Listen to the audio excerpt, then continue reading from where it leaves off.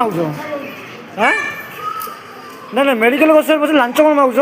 ଆରେ ମୁଁ ତତେ କଣ କହିଲି ଏବେ? ଆଉ କ'ଣ ଲାଞ୍ଚ ଦିଅ କହୁଛ? ମାଗିନି ଆଗ। ଆଉ କ'ଣ ମାଗିନ ବୋଲି କହୁଛ? ମୁଁ ମାଗିନି ଆଗ। ଆଉ ତମେ ପଛରେ ଖର୍ଚ୍ଚ ଦିଅ ମୁଁ ତମକୁ ଦେଖେଇ ଦେଇକିରି ମୁଁ କିଛି କହିନି। କ'ଣ କହିନ? ମୁଁ କିଛି କହିନି। ଆଉ ମୁଁ ତମେ କ'ଣ ମିଛ ମେଡିକାଲ କଲେଜ ଧରି ଯାଉ କହୁଛୁ ତମେ। ଆଉ ସେଇଟା କହୁନ ସେଇଟା ତ କହିଲି। ଆଉ କହୁଛ କି ମୋତେ ଖର୍ଚ୍ଚକୁ ଦିଅ ବୋଲି କହୁଛ କ'ଣ? ମୁଁ କିଛି କହିନି ତ। ଆଁ ମୁଁ କିଛି କହିନି। କହିନ ମାଗିନି ଆଗ। ମିଛ କଥା କୁହନି। ତମେ ମିଛ କଥା କୁହନି। ମୁଁ କ'ଣ ତମ କଥା ମୁଁ ବୁଝୁଛି ରହିଥ। ଯାଅ ନା ବୁଝ। ଦେଖନ୍ତୁ 15 ମେ 2025 ଆମେ ବ୍ରହ୍ମପୁରର MKCG ମେଡ଼ିକାଲକୁ ଯାଇଥିଲୁ। ମୋର ପସ୍ମେର ଟେଷ୍ଟ ହେବାକୁ ଥିଲା।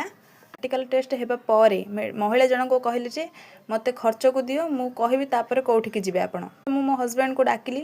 ଆଉ ଜଣ ମଧ୍ୟ ଥିଲେ, ସେମାନେ ମଧ୍ୟ ତାଙ୍କୁ ଟଙ୍କା ଦେଲେ। ଟଙ୍କା ଦେଲା ପରେ ସେ କହିଲେ ଯେ ମେଡ଼ିକାଲର କଲେଜକୁ ଯାହା ହେବ। ଆଉ ମୋ ହଜବେଣ୍ଡ କହିଲେ କ'ଣ ମାଗୁଛ, ଲାଞ୍ଚ କ'ଣ ମାଗୁଛ, ଏମିତି କହିବାରୁ ସେ ଭୁଲଉଛନ୍ତି ଯେ ମୁଁ କିଛି କହିନି, ମୁଁ କିଛି ମାଗିନି, ତମେ ମିଛ କହୁଛ। କ'ଣ ନିଆଯାଇପାରିବ ଆପଣ ହିଁ ମାନେ ନିଅନ୍ତୁ। ଭିଡ଼ିଓକୁ ଅଧିକରୁ ଅଧିକ ସେୟାର କରନ୍ତୁ। ପ୍ରତ୍ୟେକ ଦିନ ଏମିତି ହିଁ କରୁଛନ୍ତି, ଏହାକୁ କିଛି ବି ଦଣ୍ଡ ଦିଅନ୍ତୁ। ଆଉ ଭିଡ଼ିଓଟିକୁ ନିହାତି ସେୟାର କରନ୍ତୁ।